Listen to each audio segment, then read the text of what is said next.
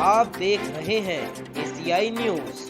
जातिगत उत्पीड़न के खिलाफ न्याय हेतु जंग का ऐलान राजेंद्र पाल गौतम जी के समर्थन में आए हैं। जी बताएं बहन जी, क्या कहना चाहेंगे?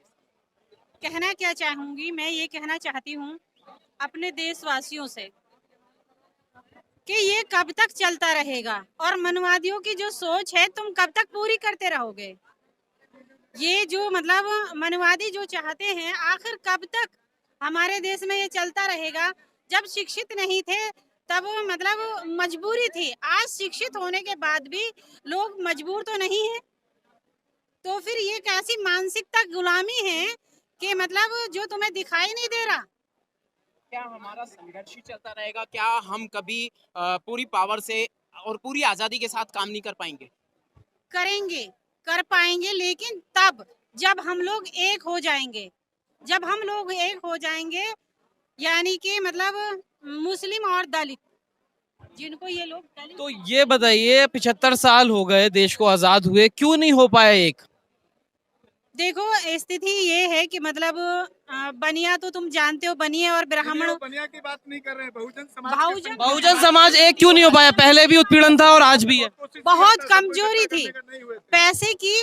जब एक कमजोरी होती है ना, और कुछ मानसिकता की कमजोरी, कुछ पैसे की कमजोरी, कुछ मानसिकता की कमजोरी, इसलिए एक नहीं हो पाए। ठीक है, लेकिन आज ना पैसे की कमी है और ना मानसिकता की कमी है और ना शिक्षा की कमी है।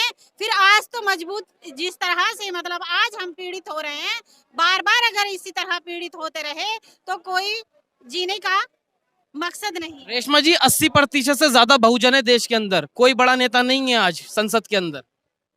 हाँ, तो हमारे अंदर जो है ना, अब तक एका नहीं था, अब तक हम इस तरह एक नहीं होते थे। अब तक हमारी मानसिकता जो थी वो हम लोगों में सब यही घुसी थी। ये तो वाल्मीकि है, इसको छूने से अभी भी एक कहाँ नजर आते हैं आपको? राजेंद्र पाल गौतम जी के साथ कौन से भाजपा के बहुजन समाज के नेता आकर के खड़े हुए हैं, या उनके खुद के पार्टी के जो बहुजन समाज के और जो विधायक हैं वो कहाँ खड़े हैं उनके साथ?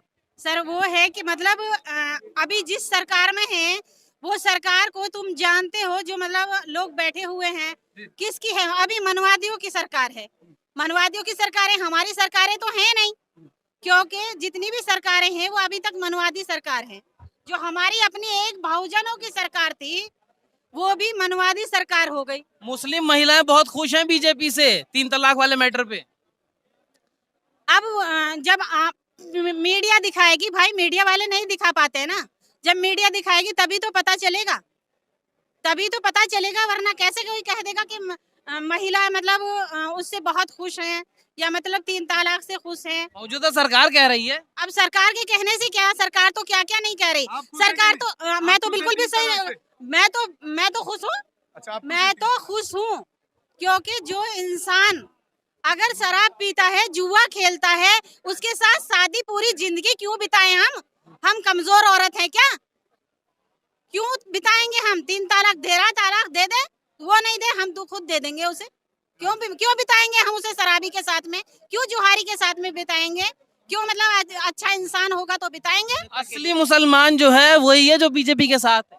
ऐसे कहने से क्या होता है? जो उनके दामाद है ना वो उनके साथ हैं, असली मुसलमान नहीं। जो उनके दामाद है वो उनके साथ हैं। हाँ, सही है साहब। जनता की यूनिटी के लिए क्या विकल्प हमारे पास बचता है? क्या संदेश देना चाहेंगे जनता को मैं ये संदेश देना चाहती हूँ कि आज देख लो, अगर आरएसएस वालों की ये पार्टी नहीं होती, बी टीम नहीं होती, तो आज आम आदमी पार्टी, तो ये दोबारा जो है ना, ये जो गौतम जी के साथ हुआ है ना, ये किसी हालत में नहीं होता। जो चोर हैं, जो जेलों में हैं, जो इधर उधर हैं, उनसे इस्तीफे नहीं लिए गए। उनसे इस्तीफे क्यों नहीं लिए गए? क्योंकि वो उनके सब अपनी ही मिली भगत, अपनी ही कौम, अपनी जाति के आरएसएस वाले हैं वो सब। तीसरी आजादी की जरूरत है देश को तीसरी आजादी की जरूरत है। बिल्कुल है, क्यों नहीं है? मतलब अगर हम इतने आंदोलन पर चढ़े हुए हैं, हम इधर इस कदर मतलब रोडों पर आए हुए हैं, तो हमें खुशी नहीं लग रही है? जैसे मतलब वो एसीओ में बैठे हुए हैं, हम हमारे जो लोग हैं मतलब जितने बहुजन समाज है, वो तमाम सड़कों पर जो उतर आ रहा है, बार बार जो सड़कों पर दिखाई दे रहा है, इसका रीजन क्या है समझ ही नहीं पा रही जनता।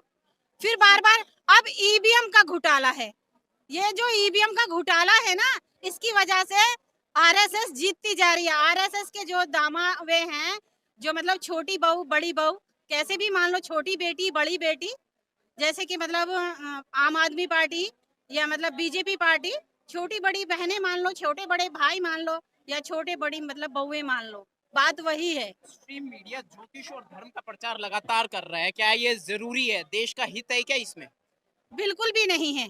और ये 22 प्रतिज्ञा के पाखंड है ये। और 22 प्रतिज्ञा के लिए जो बोला गया है, तो अब ये पहली बार तो है नहीं। अगर तुम कहते हो कि हम संविधान को मानते हैं, हम संविधान को मानते हैं और बाबा साहब की प्रतिमा अपने ऑफिस में लगाते हो, क्या दलितों को या यानी कि जो संविधान को मानने वाले हैं दलित और मुसलमान, उनको बेवकूफ बनाते हो?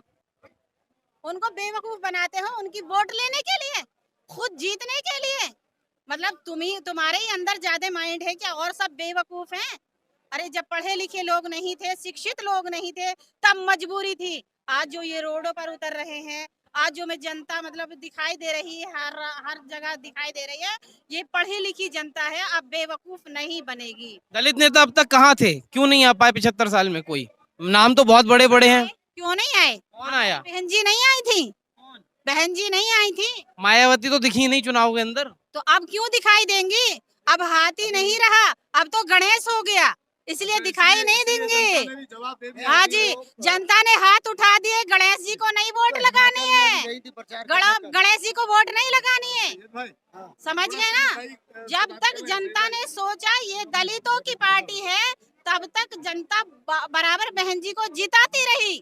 और जब उसको मालूम हुआ, जनता को दिखाई दिया कि मतलब ये गणेश जी बन चुके हैं, हाथी नहीं रहा, अब गणेश जी बन चुके हैं, तो गणेश जी पे ही वोट जो लगाएंगे वो अकेली बहन जी लगाएंगे या सतीश मिश्रा लगाएंगे? 85% हमेशा कमजोर बना हुआ, अभी भी कमजोर बना हुआ है। पावर में आने के लिए क्या विकल्प है?